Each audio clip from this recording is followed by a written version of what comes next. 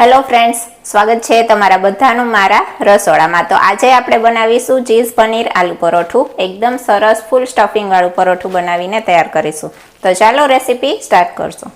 સૌપ્રથમ પરોઠા માટે લોટ બાંધવા માટે ઘઉંનો લોટ લઈ લેવાનો છે। તેની અંદર મીઠું, હળદર, ધાણા જીરું પાવડર અને તેલનું મોણ એડ કરી મિક્સ કરી અને પાણી એડ કરી એકદમ સરસ સોફ્ટ લોટ બાંધીને તૈયાર કરીશું। તેને રેસ્ટ માટે રાખી દેશું ઢાંકીને।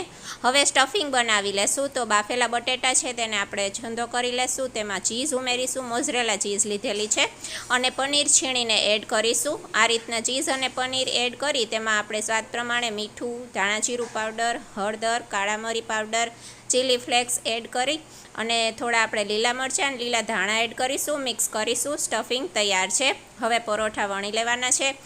લોટ પણ એકદમ સરસ સોફ્ટ થઈ ગયો છે। લુઓ લઈ હટામણ લઈ અને આ રીતના મોટી રોટલી વણી લેવાની છે। તેની અંદર આપણે સ્ટફિંગ પાથરી દેવાનું છે એકદમ સરસ રીતે। હવે વચ્ચે સેન્ટરથી આ રીતના કટ કરી અને આ રીતના આપણે તેને ટ્રાયેંગલ શેપમાં પરોઠું બનાવી લેવાનું છે। અટામણ લઈ હળવા હાથે વણી લેવાનું છે।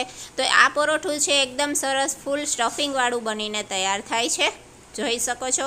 હવે આપણે તેને શેકી લેવાનું છે। તમે ઘી અથવા તેલ લગાવી અને આ પરોઠું છે તેને શેકી શકો છો। એકદમ સરસ આ સ્ટફિંગવાળું પરોઠું બનીને તૈયાર થાય છે। હવે હું બીજી રીત તમને બતાવું છું। તો આ રીતના આપણે અંદર સ્ટફિંગ લઈ અને લુઓ બનાવી લેવાનો છે। આ ગોળ પરોઠું બનીને તૈયાર થશે, જોઈ શકો છો। એ કિનારીએ બિલકુલ પણ સ્ટફિંગ બહાર નીકળ્યું નથી। એકદમ સરસ પરોઠું સ્ટફિંગવાળું બનીને તૈયાર છે। તેને પણ આપણે એકદમ સરસ રીતે શેકી લેવાનું છે। તો તમે જોઈ શકો છો ચીઝ પનીરનું આલુ પરોઠું એકદમ સરસ રીતના તૈયાર છે। તેને આપણે સર્વ કરીશું ચટણી જોડે, દહીં જોડે તમે આ પરોઠું ખાઈ શકો છો। ફૂલ ડિટેલમાં રેસીપી વિડીયો જોવો હોય તો મારી યુટ્યુબ ચેનલ ઉપર આપેલો જ છે। ધન્યવાદ।